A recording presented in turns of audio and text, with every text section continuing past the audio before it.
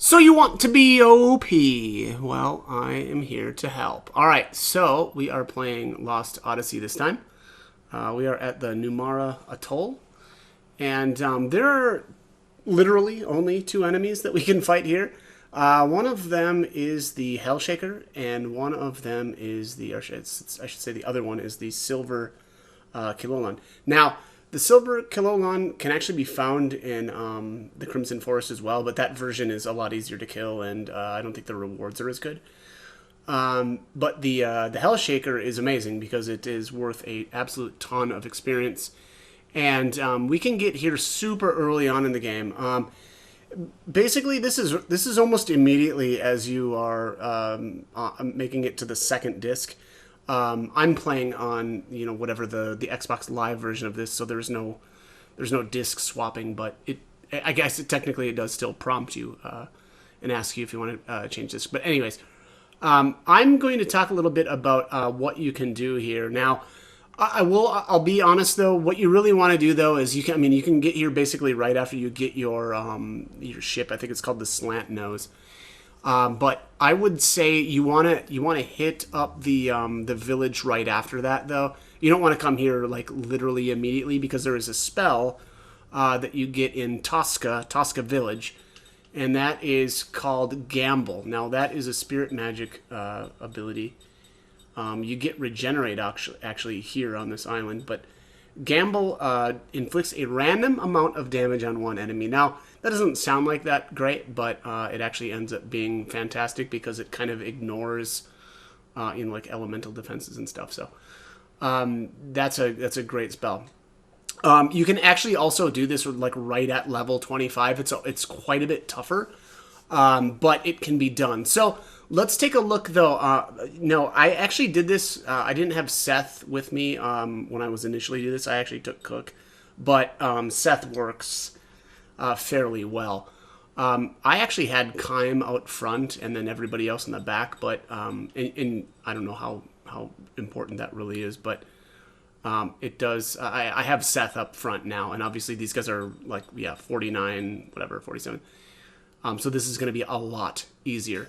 But one of the things I will say, okay, so you don't need casting support on Kym really, but casting support is nice if you decide to take down the Kilolands.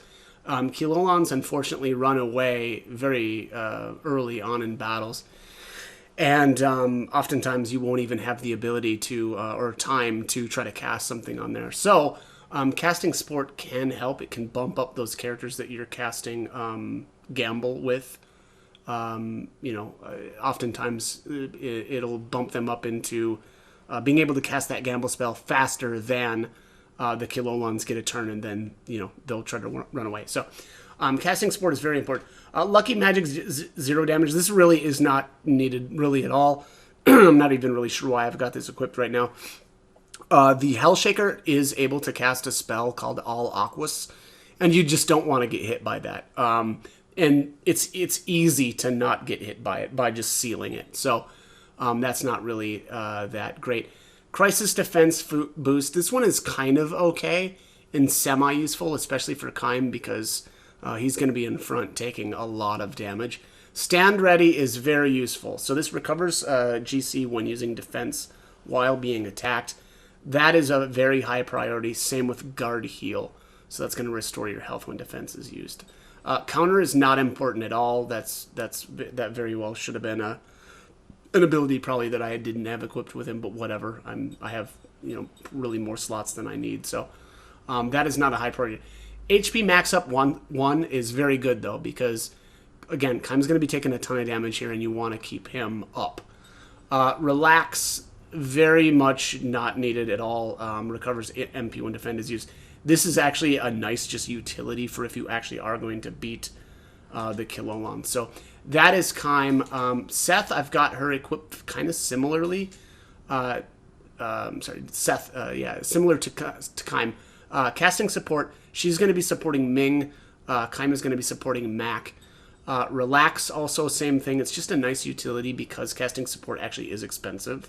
That's 20 MP. So that is going to add up quickly. So really You know, these guys will use a bunch of MP using casting support while we fight the Kilolands, and then when I'm fighting the Hellshakers, relax is going to be nice because it's going to give them, you know, MP back, because those two are going to be defending a lot. 2 accessories isn't really necessary. White-black magic is nice for her because I've been using her to cast all shield. Counter also not really need to HP max up 1 though. Again, same thing as with Kime. She's going to be up front taking damage, so that's important. Same with stand ready and guard heal, because I'm going to be likely just guarding with those 2. So it's actually 3 abilities working together while I guard. It's relax, stand ready, and guard heal. Everything else doesn't really matter. Skill links, you know, I'm just learning whatever random stuff I am. Mac, the only thing you need to really do with Mac is obviously you need to make sure that you've got the gamble spirit ability. And then Lucky Clipper, like, I don't know why I have this on him at all. There's no reason really to have that equipped on him. I could really put something else on him and be fine. Jansen, though, it's a little bit more important here to put at least the bronze spirit band on him. I have been casting Gamble with him, so you're going to need this bronze spirit band to cast spirit magic with him. Ming, let's just see here. Actually, her equipment doesn't really matter. Neither, like, I don't do anything with those, but it's more important to have some decent skills on her. Now, I've got reduced casting time 1. That is learned from Cook. That isn't a great ability. Level 4 white magic, level 6 black magic, and level 4 spirit magic all learned. Same deal with her as with Jansen. Is I want her to be able to cast Gamble, so that's why she's got the level 4 spirit magic. The level 6 black magic, I don't think that is useful really at all. Level 4 white magic, though, is important because I've been using her to cast Shine. And then 2 accessories completely pointless. I just had that on her so that she could learn abilities from the accessories a little bit quicker. But all right, let's actually get into it. Again, you can actually come here right at level 25 to do this.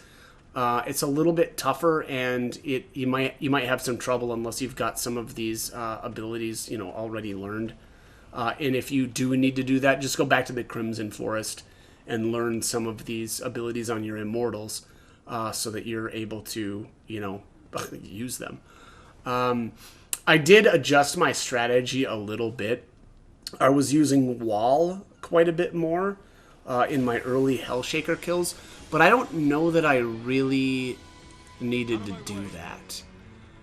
If I would have used Gamble instead, which is the strategy that I'm going to be using a little bit more here, I think it just would have been a lot easier. So, all right, let's show you a Kiloland fight here. So again, I always use casting support with Kime on Mac right away, and then with Seth here, I'm going to use that on Ming, and then we're just going to go into our Spirit Magic, cast Gamble with all 3 of these characters. Now, Jansen's going to be a little bit too slow to you know, to make use of this, but it is what it is. And this guy just might run away, so we'll see. We'll just see if... well, so that moved Ming's turn up in front of the Kiloland, so... boom, and there we go. Okay, so that worked out really, really well. That wasn't... Okay. Alright, so that's that. Hopefully here now I'll get into a Hellshaker battle.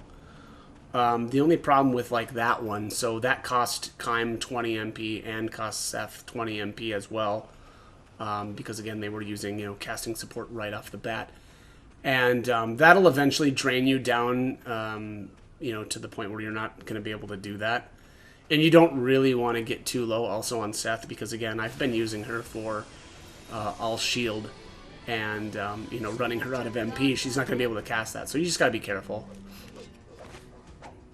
Hopefully, oh, no, this is the same deal. Now, I've also got my commands set to remember, or to be saved. So I'm just going to spam, you know, my A button, so that basically all my characters are just going to take the same actions that they took the last turn. And that's actually really nice and convenient than, you know, navigating all of these menus every single time we fight one of these would be a little obnoxious. So, boom, there we go. There's another Kiloland down. The other great thing about these Kilolands is they drop 2 different items that are useful for making rings. It's like glacial ice, and then I forget what the second item is, but originally when I was here first, I wasn't even bothering with the Kilolands because they're a little obnoxious, you know, and they like to run away. And if you don't have the gamble, because I actually came here before I had the gamble spell, and that was not a good idea. And yeah, so I changed that up. So let's get it on. All right, here we are. So here's the Hell Shaker. First turn with Kaim, I'm just gonna defend. Let's with Seth. It's tough, honestly. When you're here at like level 25, it's gonna be really tough to have Seth out front because she's gonna probably get wrecked. But every once in a while you'll get lucky and it'll try to cast right away, and that's really gonna make it a lot easier. So okay, so let me back up. I'm gonna defend with Kaim. That's generally how I start out every battle. With Seth, I use all shield. Now, the other problem with having Seth use all shield is oftentimes it'll attack her on the first turn with a physical attack, and that's going to bump her back and make it so that her all shield doesn't cast until the following turn. That's just, you know, the luck of the draw. With Mac here, I'm going to use Fear right away. If you can, well, Fear is just automatic. It's always going to land. That's one interesting thing about this game is with the status effects like Fear and Poison. They always land the first time, which is, I guess I didn't realize, which is, I mean, it's amazing. There is one aspect, though, with the Curse ability. Oh, and I'm in the wrong, I have the wrong character for that. But Curse, I'll just show you here. All right, let's finish this Fear cast. Curse is a black magic spell, and it'll randomly cast a, it'll just randomly cast a status effect on the enemy. Now, I'm not going to do that quite yet. I'm going to wait until the next turn to start doing that, but that is actually pretty, it's a pretty decent strategy early on. Alright, so with Ming, obviously, well, maybe not obviously, I'm going to go with the white magic and cast Shine. Shine is really, really important because when this thing is blinded, it will obviously miss your characters a lot more often. Oh, wow, he went for somebody in the back. That is very strange. I don't know that I've ever seen this guy try for a physical attack on somebody in the back row. That was bizarre. But hey, whatever. I'll take it. Alright, so Shield gets off on the first turn. Again, sometimes she gets bumped back into the second turn, and that's actually really annoying. But alright, so let's defend again. And now this time I'm going to switch to defending with Seth. Mac is going to go into Gamble. My original strategy was to start using Wall. If you have a problem with using Gamble and like you're just not able to like successfully, I guess, get this guy down, you can go with this Wall strategy instead. The benefit of using Wall is it's going to keep your guard condition up high, and this battle is really more about outlasting this guy because once he's poisoned, he's going to take that 1,000 damage every single turn. So I think early on you can go with this Wall strategy, and it makes it I think a little bit easier to keep everybody alive. But once you start getting, you know, more leveled up, you can go into Gamble, which is what I'm going to do here. And then with Jensen, I'm going to start using Curse. Now, it's questionable whether or not this is the best way to go, and not just having him cast Gamble. But the thing, and again, this could change for you, but early on I found Curse to be really, really nice because every once in a while, Curse will land Kilolan on this guy. And if you land Kilolan on him, he'll only do 1 damage. So that's basically, you've basically won if that happens. The other thing is sometimes you'll cast some of the higher level, or the, sometimes you'll cast either, what is it? It's a Virus or, I forget the other. It's like a poison. Toxic? I think it's called Toxic. And that does a bunch of damage. So it's like, I think Toxic does 2,000 damage a turn and Virus does 3? Does that sound right? I don't know. I can't remember if they have to stack. But anyways, regardless, Curse will just, you know, obviously randomly cast a status effect, and sometimes you get lucky and get some really, really good ones. Now, the other thing with this is he hasn't cast all Aquas on me, and it's actually really nice when it starts casting, because all Aquas takes basically 2 full turns for it to finish its cast. And so that means for the first turn, you're not going to take any damage because it's too busy casting, right? And then the second turn, you can cast Seal on it. And then it makes it so that its second turn is wasted away as well. So it's amazing when he tries to cast that on you, because it gives you basically 2 free turns of just, you know, dealing a bunch of damage to him. So now, of course, I say that, and he's not going to do it. He's going to keep using physicals on me, unfortunately. But yeah, it definitely helps when he's trying to cast, and oftentimes he'll try to cast it right on that first turn, which is kind of nice too, because, you know, then your characters are all healthy and you can just pound on him, you know, for again 2 full turns, and then get all set up with your, you know, get him blinded, get your shield up and all that stuff. But obviously it didn't. He didn't do that this time. It was kind of being a jerk, but it is what it is. All right, so he's blinded. Terror. Oh, by the way, Terror. I don't know if I mentioned this earlier, but Terror, every once in a while it just cancels his turn. It's pretty rare, honestly. I'll be honest. It rarely works, but again, in your initial times with taking this guy down, it can be a godsend. Again, like, you know, when you're weak and when you're only like level 25-ish, you just don't have a whole lot of health, and so you're you know, any time that you can just avoid a full turn's worth of damage, it's gonna be huge. So all right, so now we're starting to get to taking some decent damage here, but I think we're going to be fine. But our guard condition has deteriorated a little bit. That'll bump back up to 4 here at the beginning of the next turn. After I use defend, I'm like, well, okay, well, we're just going to kill him anyway. So that's the great thing about Gamble. Again, I would say, you know, that you can change your strategy just a little bit as you level, and you can start taking actually more damage. But early on, again, you know, it's really about keeping him feared. If, you know, sometimes you get lucky. Again, though, hopefully it will cast on you, because, again, that gives you basically 2 free turns. And if he does, just, again, make sure that you seal him on that second turn. And yeah, that's it.